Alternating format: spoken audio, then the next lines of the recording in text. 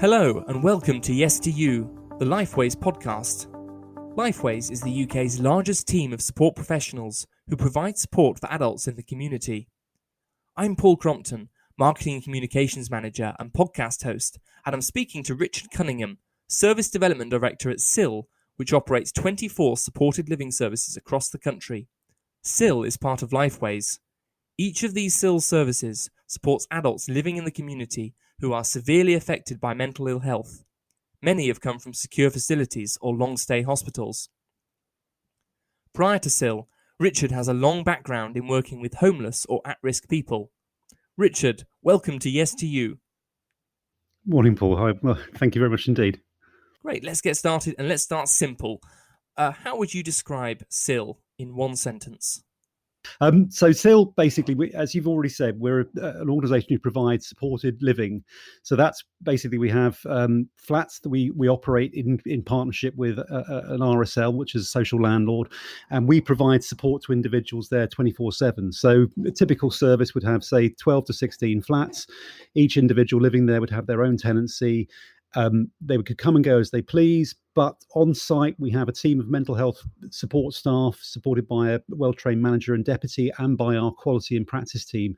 And their job is to basically provide support to help individuals develop the skills to grow in confidence and their abilities to live with greater independence. What we're trying to do really is help people sort of become accustomed to living back in the community, to look at how they can sort of keep themselves well, healthy, etc. But also, above all, sort of realise the kind of things they want to do, sort of ambitions in terms of sort of developing social networks, friendship groups, hobbies, and ultimately, ideally, we want to help people, move on from us, get jobs, have family, anything really. The sky's the limit, really. It's what these individuals want to do. So our role really is or our support workers' role is to walk alongside these individuals, not to lord it over them in any way, but to help them understand and develop their own capabilities, basically, and to ideally live more, fulfilling lives. In our context, what does being severely affected by mental ill health mean, or coming from secure facilities or long-stay hospitals? Our target audience is, so to speak, the people we're looking to really sort of reach out to and try and provide support to are individuals who've been in hospital maybe for a considerable period of time, who've been, as it says, severely affected by mental ill health. They've had long periods of mental unwellness. These are individuals who may also have been, by virtue of their mental ill health, they may have come into contact with the criminal justice system. They may have been involved in crimes, as a result of that have been linked to their mental ill health. And as such, these are individuals for whom there may be a sense that your more traditional support in the community isn't really sufficient. And I think one of the interesting things I always felt when I came to work in mental health was, having come from a homelessness background where there was an awful lot of work looking at pathways, looking at how to prepare people to go back into the community. An awful lot of effort was put in as a result of various government policies around sort of trying to sort of effectively get people off the streets. What was strange and a bit surprising to me was actually the fact that these pathways didn't really seem to exist so clearly in the world of mental health, really. So SIL as an organisation set out to try and address some of those disparities, really, looking to see if we could provide a form of support that would be able to support people who perhaps had, more profound, sort of illnesses, who had these risks possibly attached to them by virtue of, having been through the MOJ pathway and so on. And this was as much about our ability to support them as about us being able to give the confidence to commissioners and so on that we had the competence and skills to support these individuals properly. Because it's not always just about necessarily supporting the individual and helping them to stay well in the community. It's also about potentially being able to spot when people are becoming less well and being able to therefore take effective action to ensure that other agencies are brought together so that the individual receives correct treatments, etc. And any potential risks that might have been posed by them becoming unwell, a relapse into previous offending behaviour, for example, can be averted, really. So that is kind of what we set out to do, really. But it was more driven by a realisation that a large group of individuals individuals who were almost being underserved by the current mental health pathways and were stuck in hospital and out of area placements because it wasn't seen that there was the right kind of support and provision out there. So we set out to become experts at what we do, to become really competent in supporting individuals, helping them to achieve their goals and aspirations, but also in helping to create the right kind of environments and structures, non-physical structures around them that would keep them safe, but also keep, sort of the wider community safe and secure as well. So if I'm someone that's supported by SIL, what makes my life different living at SIL or being supported by SIL as opposed to, let's say, being supported by many other providers that may be out there? I mean, we're a recovery-based organisation, so we're very much, driven by hope and the belief that individuals can develop the skills to enjoy a greater level of independence and, independent living and more fulfilling lives. I think really, where we differ is, we've really set out to understand what makes our individuals tick, and to make sure that our staff teams are trained and supported to understand who they're working with, and to do so in a way that's empowering and person-centered.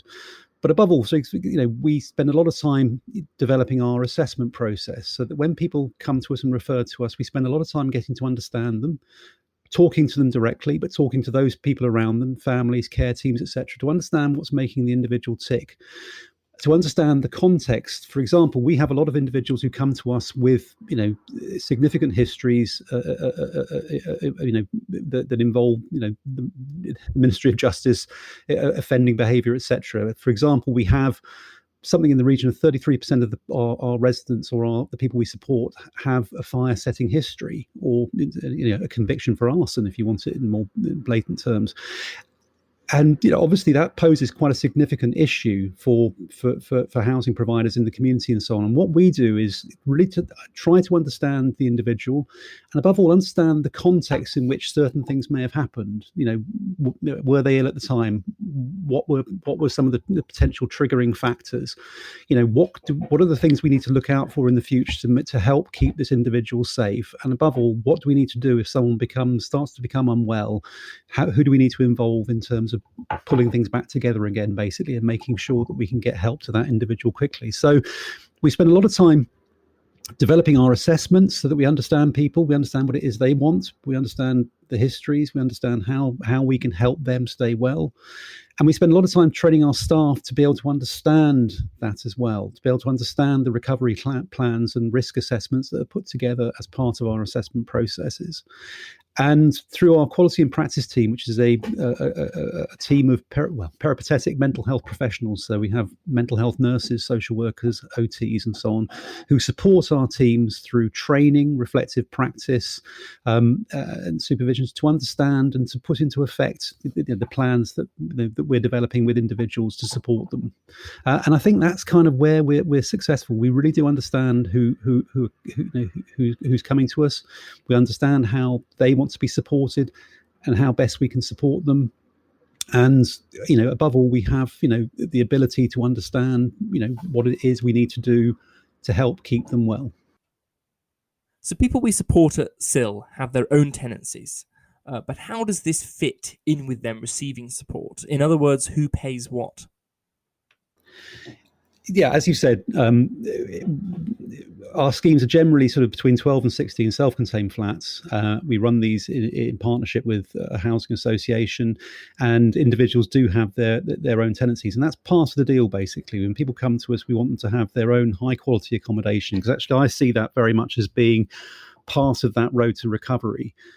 We have developed some really attractive services, and part of it really is to inspire hope in individuals. The idea that when they cross the threshold and they get the keys to their house, this really marks a red line in the, where everything that went before was before, and actually this is a whole new horizon. There's hope here. So people will walk into their flats, and they are beautiful flats. And my hope is, in the words of the L'Oreal advert, that they'll look at that and say, well, I'm worth this, really. And it's the idea about reflecting back to people that they are, that they're worth this flat and so on, and actually that life could offer opportunities to them, really. So yes, everyone has their own tenancy.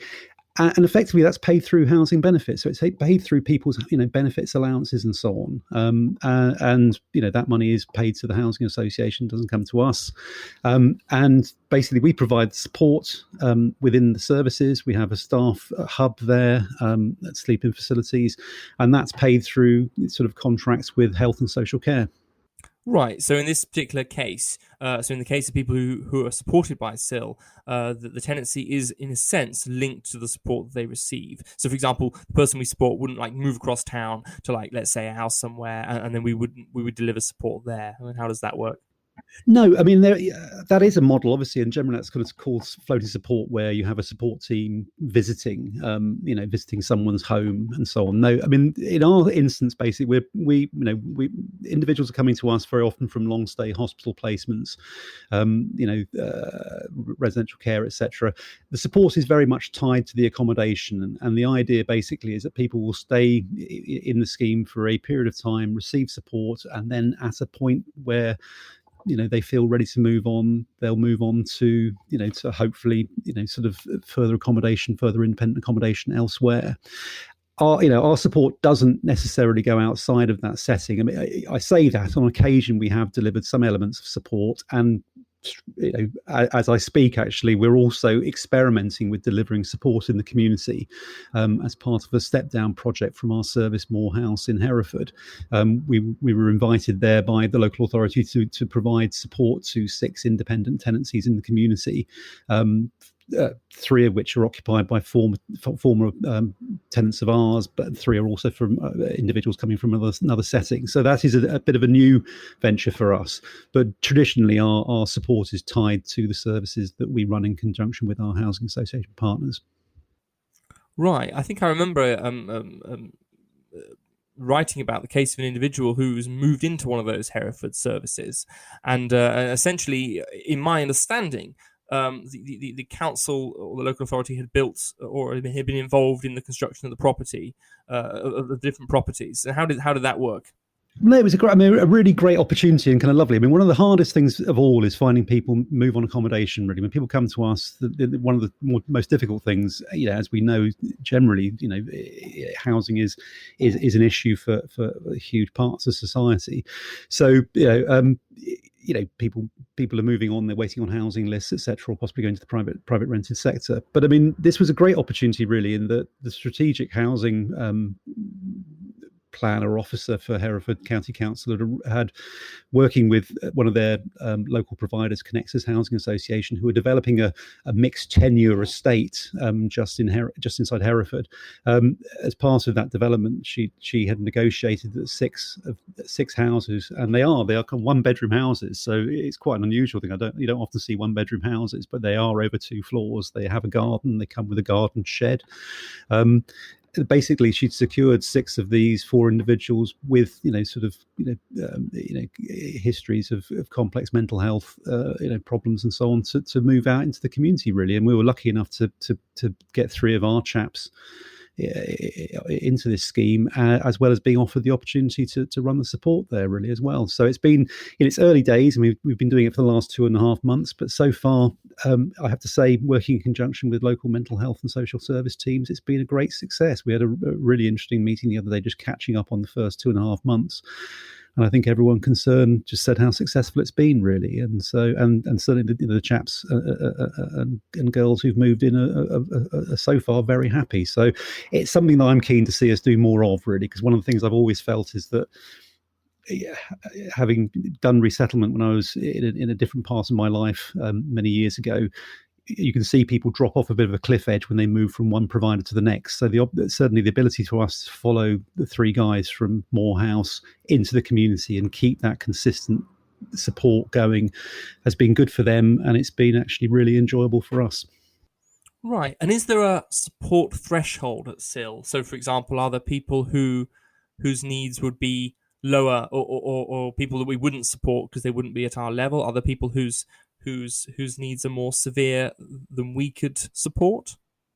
Part of our assessment process is to ascertain whether we can genuinely support somebody. Now, part of that might be saying actually the level of support we provide is too much. This individual doesn't need to come to effectively a residential setting. I mean, they have their own flats, but they are in a community with support on site, and we might say that that's too much. That could in fact be debilitating for somebody. At the other end of the scale, yes, there'll be people who may not be quite ready yet to come, and we're very we try to be a very optimistic organisation, looking for how we can support people rather than why we shouldn't support people. Which is why, as I said before, we have 30% of the individuals have a fire setting history, have further 30% of people come from the MOJ with a history of offences that put them in the MOJ pathway. Significant numbers of people with offences that include violence, assault, murder, etc. We try to be optimistic, but there are certain things that will say that individuals may not be necessarily ready for us. So that would be part of the assessment. There's no hard and fast rule on that. As I say, we look to include everybody, but it's a question about looking at their history, looking at current behaviours. A very simple one might be: has this person had unescorted leave if they've been in hospital? And if they haven't had unescorted leave, then possibly that's something that needs to happen before they start considering the step down process.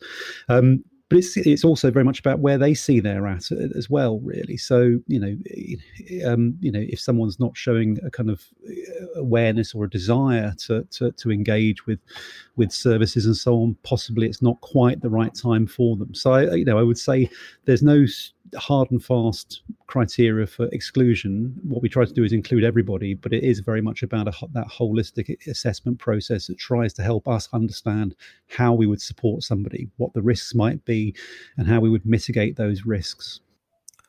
Right. And can you think of any really positive examples of how SIL has made someone's life better, and perhaps even helped transform it? Well, there are a number. You mentioned the chap you wrote about the other day, and there's a lovely story there. But the one that kind of sticks in my mind was someone who came to us very early on in our, we set out and I think use the word journey. I'll punch myself for that later. But, years ago, a young lady came to us in our service in Exeter, and she'd had a very lengthy history of inpatient admissions. She had a diagnosis of, I think, EUPD, and she engaged in a lot of self-harming behaviour. She used to swallow things. You mentioned at the start of this your fear of swallowing the teaspoon. Well, she used to swallow things like toothbrushes and so on. Sorry, just to cut in here. So to our listeners, that was we had a quick debate before the recording of this podcast about whether or not you make a cup of tea and leave the teaspoon in the cup. And as you probably gathered, I'm not of that persuasion, but Richard is. And also just to clarify, when you say EUPD, you're referring to emotionally unstable personality disorder, formerly known as borderline personality disorder. Is that right? That's correct, Paul, and yes, and listeners will realise that I am much more of a risk taker than Paul is, and I'm not too worried if that spoon's sticking in my eye. I see that as the risk worth taking for that cup of tea. Although possibly I'd be sort of wiser to take it out and avoid any kind of injury in the first place. But yes, you're quite right, Paul. Personality disorder. So this young lady, had this lengthy history. Had come to us. It's fair to say, I think, she'd experienced a great deal, as a result of her illnesses and so on. However, with us, and remarkably quickly, she started to sort of turn a corner. And shame, she sent a letter to the manager of the scheme recently, which I was looking for because I managed to lose it somehow. I don't know, but it was really touching, particularly early on, because it made us feel like we were actually, doing the things we set out to do. And basically it recounted how, she felt when she came to SIL, and then the kind of changes. And one of the interesting things was, she said, at a point I realised that the only person who can really drive the change was me. And that's absolutely correct. See, we can't make people do things, and it's not in our power to make people do things. What we can do is create the right environment where people can feel that they're developing the skills, and above all, developing the confidence to do things for themselves. And that, for me, was the bit that stood out in her letter. And she'd moved on, and to the best of my knowledge, is still living happily. I mean, she's going to university. She moved in with her boyfriend, who I think we'd known whilst at the service and so on, and he'd been very supportive. But basically wrote to say that Sil had been, had a really positive impact on her life and her ability to sort of move forward. I know, just lovely, the fact that this is a young woman getting on with life, doing things exciting, living the life that kind of we'd all hope that our children would lead, going to university, having a partner, having a home, and just doing stuff, and not in and out of hospital, and not swallowing toothbrushes and so on, and hurting herself. And how long has this individual lived at Sil? So actually, it all happened rather quickly, really, which I attribute to her skills rather than I think that's a lot. Well, I think it's about the support we gave her, but I think it's also about I met her, and she was she was a resourceful, intelligent young woman, basically. So I also we can't say it was all down to us. I think it was also down to her. But she was with us for about 9 months, I think, before moving on. So, but quite a profound change, really. So one that I think we can justifiably take some credit for alongside her, which we would do with all our people we support. Basically, it's not just us; it's us working with them, and them working with us. And I'm going to guess that the average, not that we can really say there's an average, but if we had to tot it all up, the average person who is supported by a SIL probably lives in a SIL service a bit longer than 9 months. Is that right? We work and plan from day one for people to move on. What we do say is ours is not it's not permanent accommodation and so on, but we want people to treat it as their home. And the way I've always explained it to others, and this goes back also to my days in homelessness, running a program for the government that was sort of refurbishing or redeveloping hostel facilities, is we want to create environments that are really attractive and inspire hope in individuals, and we've been very successful doing that. Very often the criticism comes, but they won't want to move on, because actually very often what's out in the community isn't as good. And my retort to that has always been, and I still hold it, is that the house I grew up in was much nicer than the house that I then moved into, because my father was relatively well off and it was home and all the rest of it, and I didn't have to pay the bills.